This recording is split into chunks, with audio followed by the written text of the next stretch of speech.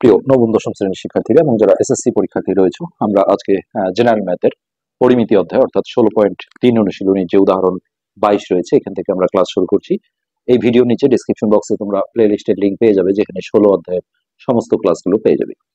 তো এখানে বলা আছে একটি বৃত্তের ব্যাসার্ধ অর্থাৎ আর হচ্ছে 12 সেন্টিমিটার, আর বৃত্তচাপের দৈর্ঘ্য যেটাকে আমরা এস হিসেবে জানি 14 সেন্টিমিটার। বৃত্তচাপটা কেন্দ্রে যে কোণ উৎপন্ন করে তা নির্ণয় করো।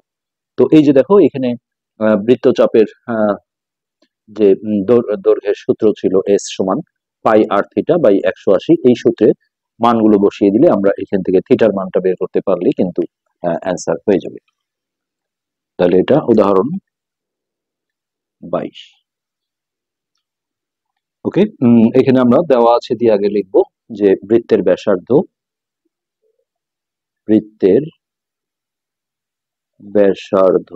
আর, এই আর সমান দেওয়া ছিল 12 সেন্টিমিটার। আচ্ছা, এরপরে বৃত্তচাপের দৈর্ঘ্য এস। বৃত্ত অথবা এটাকে বৃত্তাংশ বলে। বৃত্তচাপের দৈর্ঘ্য এস সমান হচ্ছে 14 সেন্টিমিটার। আচ্ছা, এখন কেন্দ্রে উৎপন্ন কোণটাকে আমরা থিটা ধরে নিই। তো কেন্দ্রে উৎপন্ন কোণ সমান হচ্ছে থিটা।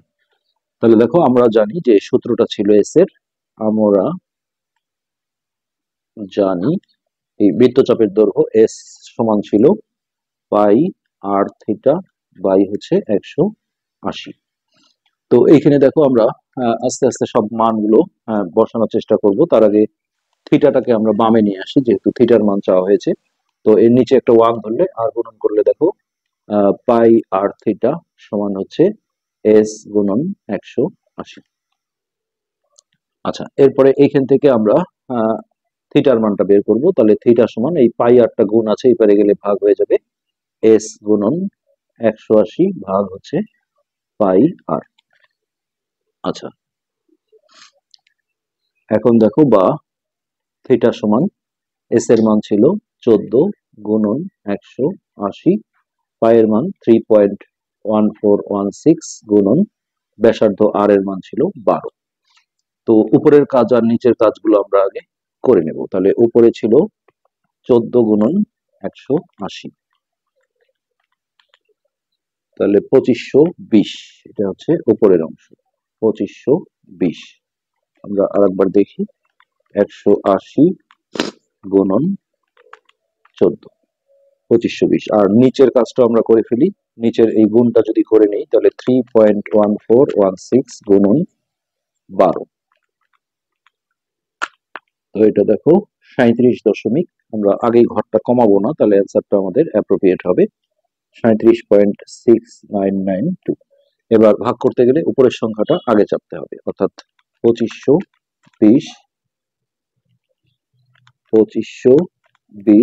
ভাগ 37.69962। তো এই যে এই জায়গায় দেখো এই মানটা আসছে আমাদের 66.844। তো এটা তৃতীয় ঘরটা যেহেতু 5-এর নিচে আছে, তাহলে আমরা 84 লিখে প্রায় লিখতে পারি। সো এটা লিখবো আমরা 66.84। যেহেতু এটা থিটার মান বের হচ্ছে, তাহলে এককটা হবে ডিগ্রি। এত ডিগ্রি অবশ্যই প্রায় লিখে দেব। তো এটাই কিন্তু অ্যান্সার। এটাই ছিল আমাদের ওই থিটার মান। এরপর আমরা উদাহরণ 23 আসবো। উদাহরণ 23, এখানে দেখো বলা হয়েছে যে একটি চাকার ব্যাস এত মিটার, চাকাটা 360 মিটার পথ অতিক্রম করতে কতবার করবে। তো এই চাকার যে কোনো অঙ্ক তোমাদের মাথায় রাখতে হবে। এটা আমরা লিখে দেই, চাকা ঘোরার যে কোনো অঙ্কে এই সূত্রটা প্রয়োজন হবে। চাকার পরিধি যত যত হয় ওই চাকাটি একবার ঘুরলে তত দূরত্ব যায়। অর্থাৎ আমাকে যদি কেউ বলে দেয় যে একটা চাকার পরিধি 20 মিটার বা সেন্টিমিটার যাই হোক না কেন, তাহলে এই চাকাটা একবার ঘুরলে এত মিটার দূরত্ব অতিক্রম করবে। এই জিনিসটা জানলে আমরা চাকার যে কোনো অঙ্ক করতে পারবো। তো দেখো, প্রথমে চাকার ব্যাস দেয়া আছে। হ্যাঁ, এটাকে আমরা ব্যাসার্ধে ডাইভার্ট করে নেব। চাকার ব্যাস 4.5 মিটার। তাহলে অতএব চাকার ব্যাসার্ধ, ব্যাসকে আমরা জানি যে 2 দিয়ে ভাগ দিলে ব্যাসার্ধ আর চলে আসে, তো হলে 4.5 ভাগ 2 মিটার। তাহলে এটা ভাগ করে আমরা পাবো 2.25 মিটার। এটা হচ্ছে আমাদের আর এর মান, হ্যাঁ, অর্থাৎ ব্যাসার্ধের মান। আচ্ছা, এখন এই যে চাকাটা দেখো 360 মিটার যেতে কত পথ, তাহলে আমাদের এখানে পরিধিটা জানতে হবে। তাহলে অতএব চাকার পরিধি, পরিধিকে সি দিয়ে প্রকাশ করা হয়, এটা লিখতে পারো, না লিখলেও সমস্যা নেই। পরিধি হচ্ছে কত, 2 পাই আর। আচ্ছা, এখন যেহেতু বলা হয়েছে যে 360 মিটার পথ অতিক্রম করতে কতবার করবে, তো এইখান থেকে দেখো দুই রকম কথা। যখন চাকার পরিধি আমরা জানবো তখন বুঝতে হবে যে কত বার ঘুরবে, তাহলে বারটাকে আমরা ডানে ফেলে যদি কাজ করি, তার আগে এখানে আমরা চাকার পরিধিটা দেখো বের করে নিই। হ্যাঁ, তাহলে 2 × 3.1416 পাই এর মান গুণন আর এর মান হচ্ছে 2.25, এককটা হয়ে যাবে মিটার। তো এইটা আমরা ক্যালকুলেশন করি।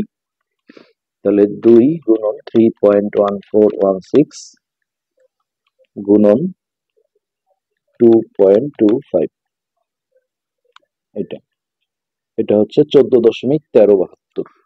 পুরোটাই আমরা রাখলাম আপাতত, 14.1372 মিটার। আচ্ছা, এটা যেহেতু পায়ের মান থেকে আসছে, এটা আমরা প্রায় লিখতে পারি।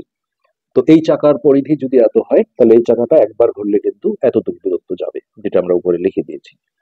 তাহলে আমরা দেখো কতবার ঘুরবে যেহেতু চেয়েছে, তাহলে বারটাকে যদি ডানে ফেলি, তাহলে এইভাবে লিখতে পারি যে চাকাটি এত মিটার যায়, 14.1372 মিটার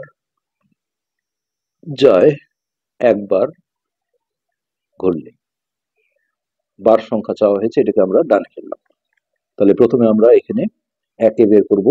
1 মিটার যাবে 1 ভাগ 14.1372 বার ঘুরলে।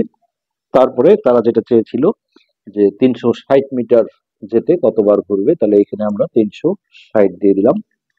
তাহলে 360 কি উপরে যাবে একের সাথে, তাহলে 1 গুণন 360 ভাগ হচ্ছে 14.1372।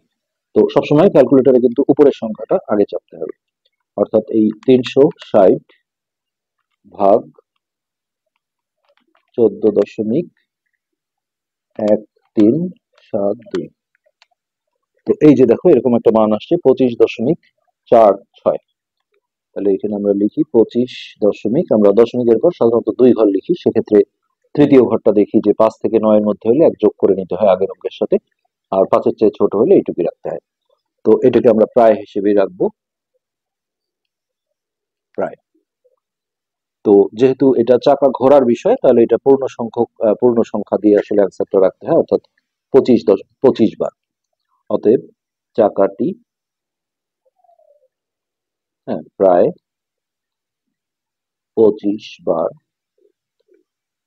ঘুরবে, এটাই হচ্ছে অ্যান্সার। তবে এই জায়গার অঙ্কটা যদি আসলে একটু বড় অঙ্ক থাকতো 5 থেকে 9 এর মধ্যে, তাহলে প্রায় 26 বার করে দিলে ভালো হতো। যেহেতু এটা 4 আছে, তাহলে 25 বার লিখলেই ভালো হয়। তো এই ছিল আমাদের আজকের পাঠ, আজকে এই পর্যন্তই। ধন্যবাদ।